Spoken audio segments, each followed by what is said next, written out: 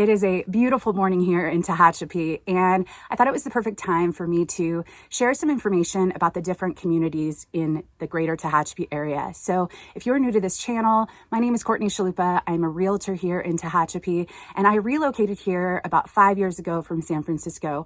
And when I was trying to learn more about this area, I had a hard time finding information.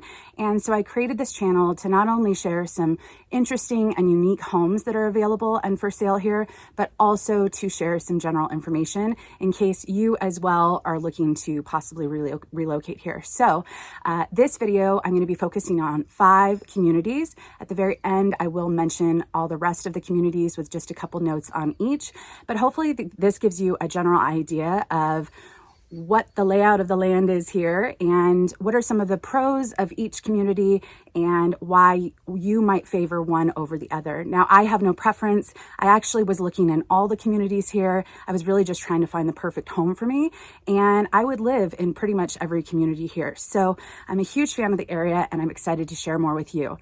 If you are looking for a realtor or you want to learn more about this community, please feel free to contact me. My information is down below in the description. You can definitely feel free to text me or call me or email me. And I try my best when I have cell reception to get back as quickly as possible. So on that note, I will have timestamps below in case you want to skip to a specific community or section. At the beginning of this video, I will give an overview of Tehachapi in case you are brand new to the area, and then we'll jump into the 5 larger communities. So where is Tehachapi? So Tehachapi, California is, I kind of put it on a map in 2 ways. We're 2 hours driving distance north of Los Angeles, a little bit closer if the crow were flying. And we're at the very southern point of the Sierra Nevada mountain range. So our elevation here ranges from about 3,900 to up to almost 8,000 as the highest point. And so yeah, it's a very widespread area with one small city and a lot of kind of county communities or census designated areas around. So the 2 closest larger cities that we have with airports and more amenities would be Bakersfield to the west of us, and that's in the southernmost part of the Central Valley, and also the Antelope Valley, which includes Lancaster and Palmdale, and that is LA County. So both of those range from about 45 minutes to an hour away from here, depending on where you live in Tehachapi. So the approximate total population of the greater Tehachapi area is around 34,000. That was the most consistent number that I found as of right now, but it is, in my opinion, a small area compared to larger cities like where I moved from, San Francisco. But if you are relocating here from areas of this population size or smaller, this probably won't be a huge change for you. But for me, this was a huge life change to go from a huge metropolitan area to a small, more rural area. And it was a great change for me. So there are a variety of different home styles here to choose from. So there's ranch style, A-frame cabins, craftsman, contemporary, Victorian, off the grid, equestrian, ranches, and some fun and quirky homes like the dome houses or the hexagon houses.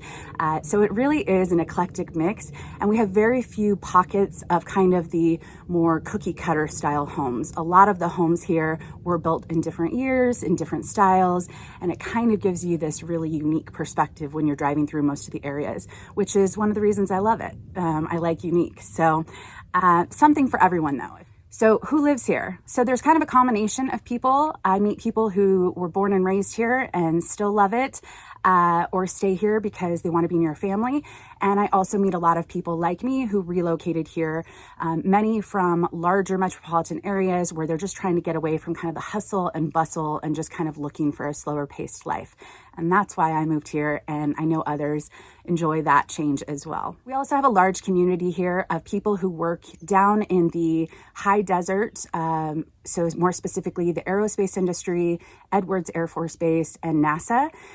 There are a lot of people that work down there but prefer to live a little bit higher elevation for cooler temperatures and more of a tree-filled area compared to the high desert. So some of them do commute, 30, 45 minutes each way to work, but they prefer to live in this area and do that commute, which in Southern California standards, a lot of people do commute in general. Another thing to note, in the last couple years, due to COVID and many companies choosing to switch to remote work, many people have chosen to move here because they now have the freedom and flexibility to kind of live anywhere. Some people want to live in a place like this so they can still be close to Los Angeles. Maybe that's where their main office is, so they can still go in and out if they need to, but they can work from home here as well. So what are the 5 main communities in Tehachapi? I think I could have included more, but I just tried to narrow it down to the ones that I hear the most and have slightly the larger populations here. Again, at the end of the video, I will mention some of the communities that are a little smaller and briefly give a couple notes on each of those. But the 5 main communities I'm covering in this video is Tehachapi City. That's the only actual city that we have in our area. And we have Golden Hills, that's including West Golden Hills and East Golden Hills, Stallion Springs, Alpine Forest, and Bear Valley Springs. So if you live somewhere else or you are looking somewhere else, it does not mean these 5 are the best. In fact, there is no better community here than another. There are different amenities and different reasons why some people live in different areas. And for a lot of us, it was just finding the right home, and it wasn't so specific about the area. So again, I will go into details about each community, but these are the common communities that I hear about most. One disclaimer, I cannot provide all the information possible on these communities. This is just going to provide a brief overview with just some highlighted information that I think might be relevant if you are new to the area. But I will leave links below with some more information on these communities from what I could find. I tried my best to find current information, but again, this is kind of approximate information from the general search that I could do. Some of the population may be slightly off just due to not having updated information, but I tried my best and I think it's still a good overview. And lastly, before we jump into the 5 main communities, I did just want to say that my next video on this channel will be a Q&A for Tehachapi. So if you have any questions that I haven't covered in my videos, or you're curious about just the lifestyle here, what amenities we have here, anything of that sort, what the change is like when you move here, some of the pros, that type of stuff. I do have one video that I did talk about the 7 reasons why I think you might want to live here. I'll link that below in case you haven't seen it, but I will be filming that next Q&A in about a week. So if you leave any questions down below, I will try to include those in the next video. So what are some commonalities between the communities here? Most of Tehachapi is in the Mediterranean climate with a lot of oak trees, some pine trees, like you kind of see behind me right now. Now, the easternmost side of Tehachapi, specifically Sand Canyon area, does have more of a high desert feel with more Joshua trees and more of a bare landscape. So it really does depend on where you're living, but the majority of the area is kind of in that Mediterranean climate. We do have some higher up areas that are above the pine line that are more in that traditional pines all around kind of feeling. But a few other things. Every single community here has some amazing homes and also some homes that need a little love and TLC. So in my opinion, when I'm driving around and when I was looking at homes, I truly found some magical places in every area. And I think some of the things that come into play are you a commuter and you're going to be driving in and out of the area a lot? That's an important thing to note for some of these communities, and I'll get into those details. Or are you maybe interested in equestrian amenities or golf amenities, or maybe you want to be close to town and you want to be kind of near the central area. So there's different things to consider when you're looking at this area, and I'm going to try my best to share as we go through. All right, community number 1. We're going to start with Tehachapi City. That's because the namesake, and it is where most of our amenities are for all of the larger community. So the population is approximately 13,000. So this is it's a smaller area of the greater Tehachapi area in square miles, but it's also got the most population. So a lot of the homes here have somewhat smaller lots. A lot of them are a little bit older, and so they do kind of put a lot into it. Now, compared to places like San Francisco, where I moved from, People still have yards and space to breathe, but compared to the rest of Tehachapi, it is kind of a more dense area, if that makes sense. So this area is also the epicenter of the shopping, retail, arts, and culture for all of the area. So the elevation for most of Tehachapi City is just under 4,000. And it, like I said, is in that Mediterranean climate. If you're into gardening or you know what the different climate zones are, most of Tehachapi is climate zone A, 8A, and 8B. In case you wanted to know what we have to work with as far as our freezes. Some of the events, popular events that happen in the Tehachapi City area, there is a mountain festival, there's an apple festival. That's actually the festival that I first came to this area and kind of saw the charm and made me actually look at some homes here because I thought it was so cute. There's a rodeo, there's a 4th of July fireworks, there's Summer's Farmers Market, and there's much more. One new addition more recently is a co-working space downtown called the Village Collective. So if you do maybe have your own small business and you work from home, but you want to kind of go into an office occasionally, or maybe you work remote for a different company and you want to have an office space to go into as well, that's a new, well done building downtown that's close to a lot of amenities within walking distance. Downtown also has a couple of breweries with lots of events like painting classes and trivia and stuff like that. And there's also a couple of wine tasting rooms, which a lot of people enjoy when they're relaxing. So regarding some family-friendly events, a lot of the festivals that we have here are very family-friendly. There's also lots of parks and recreation activities. There's multiple parks in the Tehachapi City area with lots of specific kind of classes and things like Little League and soccer and those types of things. So it's a tight-knit community feel, and they have a lot to offer with the family-friendly stuff, specifically children. And most of the major schools or larger schools are in the Tehachapi City area, and a lot of the people actually will either drive or bus in to the area if they're more in the surrounding communities. So the great thing about Tehachapi City is if you don't live there, you still get to enjoy a lot of it. We have multiple grocery stores to choose from. We have a lot of healthcare facilities to choose from. We do have a relatively new hospital in town as well. So we do have a lot here, but we don't have things that some people might be accustomed to. I personally miss my Trader Joe's and Costco, but we do have those in the neighboring cities down the mountain. So sometimes it's just once a month you go out of town, run some of those errands, and that's just kind of the life of a small town. Tehachapi City is also known for something called the Tehachapi Loop. I will link some information down below, but if you do live in Tehachapi City, you might actually be in earshot of the trains going through town. And there is a railroad museum, and there's a lot of information on this from train enthusiasts, but that is something to note as far as noise. You can actually hear quite a few trains going through each hour of the day. So it's fun, especially for anyone who likes to watch them go by, and also just the history of it here. All right, next up, community number 2.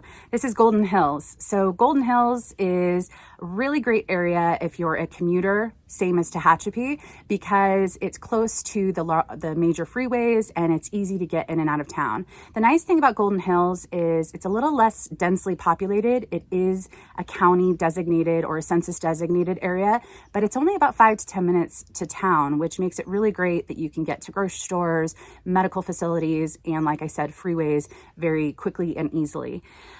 So the elevation here ranges from about 3,900 to 4,100 for most homes in this area. And they do have a community services district that manages a lot of the community things. One of my favorite parks in all of Tehachapi is Meadowbrook Park. It's a beautifully well done park with a nice dog park, lots of children's toy area, nice walking paths, baseball fields, and it's a nice central location. They also have a nature park that I love taking walks on. This used to be the golf course in the Golden Hills area that they turned into a nature park. So if you like to walk and go on short hikes, this is the perfect area that's close by. So Golden Hills is kind of divided by one main road to West Golden Hills and East Golden Hills. Both have some great homes available. And I'm also including just a little bit of footage on this of Old Town, which is one of my favorite areas of Tehachapi. There's some farms there, like flower farms, and I actually featured a home in Old Town. I will link that video below on Tangleweed Farms, and they have events there like farm dinners and fun classes, and it's just a really beautiful area. And the road going through Old Town is called Old Town Road, so I can't help myself but sing the song while I'm driving through it. Some of the views that you can see from Golden Hills are of Tehachapi Mountain from many properties, and also of Black Mountain. And I personally am a huge fan of the views in Tehachapi just in general. Most of the home lots here range from about 1/4 acre. Some are up to 2 to 4 acres. Like I said, it is a little bit less dense than Tehachapi City, and it definitely still has that eclectic feel of different home styles all throughout. So if you want to learn more about Golden Hills, I will leave a link below to their community services district that kind of gives some more information on life there. So next up is Stallion Springs. Stallion Springs community is pretty much the furthest west of Tehachapi, and it has a population of approximately 3,500. So it's significantly smaller than Tehachapi City and Golden Hills as far as population. The community is built around the valley floor near the local businesses, but there are homes that are built up kind of around that central area and have a little bit more acreage and sprawling views. The elevation in Stallion Springs ranges from 3,800 all the way up to about 5,500 for some of the higher points. And the central area of Stallion Springs has a community center with a pool, indoor basketball court, community classes, a library, 2 restaurants, local restaurants, a gas station, small market, and a couple of parks. So it has its own police and fire station, or small police force and local fire station. A really unique feature of Stallion Springs is there's a world-renowned action sports camp that's located right in the center of it. It's called Woodward West, and so they do have a summer camp during the summer, and they also have events throughout the year. Some are actually free events for the local community, but many of the times and many of the events are actually bringing in possibly Olympians or professional athletes to come and use their facilities. So it is a unique aspect that we have here. Another great amenity of living in Stallion Springs is there is more than 30 miles of equestrian and hiking trails. And so if you like to take trails on a daily basis, there are plenty to choose from. One fun community event that brings in many people from out of the area is the Oktoberfest in Stallion Springs. So people from all parts of Tehachapi come into Stallion Springs to see the VW bugs and VW vans that people bring in to showcase. Also, there's food and drinks and music, and it's just kind of a fun time. One thing to note about Stallion Springs and a couple other communities that I'll mention in a second is there is a central trash location. So we don't have trash pickup, and this is due to the wildlife in many of our communities. So Stallion Springs, Bear Valley, and Alpine Forest all have a central trash. It just means that when you're leaving your area, going to run some errands, you take your trash with you, you drop it off, and it kind of keeps the wildlife safe and it keeps us safe. One question I get a lot about Stallion Springs is there an HOA? There is not an HOA in Stallion Springs, and it is not a gated community. It is a tight-knit community, and there is a community services district here as well, along with CCNRs that are public information as far as some of the rules and regulations of living in Stallion Springs. So I will be sure to leave that community services district information down below in case you want to read more on that. A fun fact about Stallion Springs is they actually have the only covered bridge in all of Kern County. And there is a small lake there at Horse Thief Park where people do enjoy fishing and just enjoy walking around. One more thing to note about Stallion Springs is there was a golf course that closed in the area, a public golf course called Horse Thief that was closed about 6 years ago, I believe, and it isn't currently being used. It was purchased a couple years ago, and the plan is for them to renovate it. I'm not sure the update on that other than it's in the works. So yeah, we will see. Okay, next up is Alpine Forest. So Alpine Forest is a little bit higher in elevation. I believe the elevation ranges from about 4,500 to 6,900 at the tallest point. The population here is significantly smaller at approximately 1,200 people. And it's only about 10 to 20 minute drive to town, depending on what part of Alpine Forest you're in. So it is a little bit closer to town compared to Bear Valley and Stallion Springs for most people that live there. Alpine Forest is a private community. It is not technically gated, but there are 2 guard posts in different sections of the community. There are some smaller lots, but they have lots of larger lots higher up. And they also have a central trash location as well. While Alpine Forest is a smaller community in the Tehachapi area, they do have a property association with lots of information, which I'll link down below. They have some spaces that you can rent out for events if you are a member there. And overall, they have a strong community feel as well. All right, next up is Bear Valley Springs. Bear Valley Springs is probably one of the most well-documented areas of Tehachapi in regards to websites with information, videos, and so I will definitely link some information down below if you want to learn more. The population in Bear Valley is approximately 5,500 people, so it is a little bit larger for being on the outskirts of town. And the elevation ranges from 4,100 to 6,900. It is approximately 20 to 30 minute drive to town for most people, but keep in mind some of the homes that are located a little bit higher up and further out in Bear Valley, some of those homes can be 45 minutes, maybe even up to an hour to a drive into town. So it really is a sprawling area and important to note if you are looking at homes there. Bear Valley, along with Alpine Forest and Stallion Springs, also has a central trash. So you do take your trash to that central location. And they also have their own fire station and their own small police force as well. Bear Valley is a gated community that does have an HOA, and it's definitely important to note those fees when you are looking at a home there to kind of factor that in. The HOA fees for the year 2022, when I'm making this video, is $1,776 for the year, which breaks down to approximately $148 per month. So one of the great things about Bear Valley is while there is an HOA with those fees, there are a couple amenities that you might be interested in and make it worthwhile. So if you like to golf, Bear Valley Springs does have its own golf course that's private for its community only. And so your HOA fees actually pay for you to have access to that. Part of the golf course also includes a swimming pool, tennis courts, and community events as well. They also have a community center, and they have a small market and a gas station as well. The golf course also has a restaurant and bar for more community outing activities. One additional feature people like about Bear Valley is there are a couple lakes there, and one of which you can bring a kayak or a stand-up paddleboard to enjoy the area. Lastly, Bear Valley has a number of parks and facilities with playing fields for kids' activities, etc. And they also have over 55 miles of equestrian and hiking trails as well. So it's definitely another equestrian-friendly environment. Those are the 5 communities that I'm going to be featuring in this video, but I did want to mention some of the other communities because in the greater Tehachapi, I believe we have approximately 21 different communities, and some of these smaller ones would still be great areas to live in. First up is Sand Canyon. Sand Canyon is on the far eastern side of Tehachapi, and this is what I would consider the high desert side of Tehachapi. So this is filled with Joshua trees and more of that bare landscape. There is a really amazing historic state park. I don't know exactly how to pronounce it, but Tomo, I'll put it on the screen, Tomo Kanai.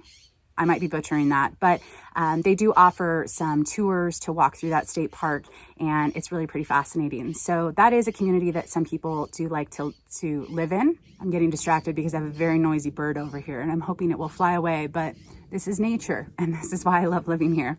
So the next community to mention is Cummings Valley. This community is where the Tehachapi Mountains American Viticultural Area is located. So we have, I believe, 5 or 6 wineries in Tehachapi, and we just got that AVA designation a couple years ago, which is really meaningful if you like wine. There's also a number of organic farms in Cummings Valley and a couple of greenhouses, large-scale commercial greenhouses. So lots of growing in this area.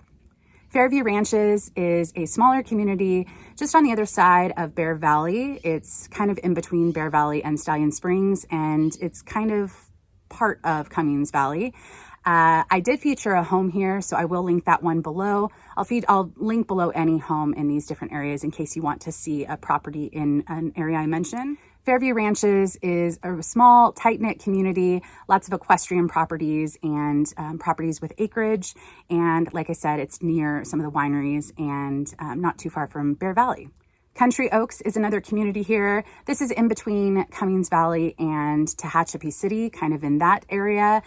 There's definitely some beautiful homes here. I haven't explored this area as much as far as driving around all the side roads, but I do drive through the main road and it's a beautiful area.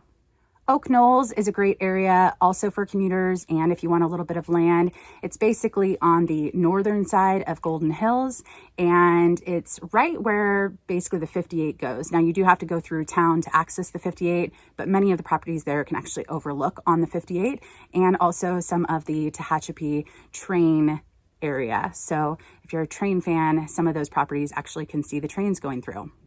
Hidden Oaks is another community, and this is the only community I have actually never been to. But it is a private community with large acreage lots. It's kind of in between Bear Valley Springs and Stallion Springs in proximity, but it is a small, tight-knit community. Mountain Meadows is one of our more off-the-grid locations here. I did feature a home, and I will be sure to link that one down below as well. This area is interesting because a lot of the homes are off the grid, but it is actually very close to town. Most homes here can get to the major grocery stores within 5 minutes. And some of them have some nice views overlooking Tehachapi City. And lastly, there is an area called Old West Ranch. This is definitely off the grid, a little bit more remote and rustic. This is a combination of Joshua trees and some of the oaks. So it's kind of between the, high desert and more Mediterranean climate, and it has a little bit of combination between the two. So that is it. Those are the community highlights. I hope this was somewhat helpful, and I hope the footage is helpful. Honestly, the best way to know Tehachapi and understand the proximity is to come here and visit for yourself. So if you are interested in relocating here or buying or selling a home here, even if you are here, definitely feel free to contact me. My information is linked down below, and I would love to chat with you. So I hope to see you in another video soon. Be sure to leave any Tehachapi questions below, and that will be the next video.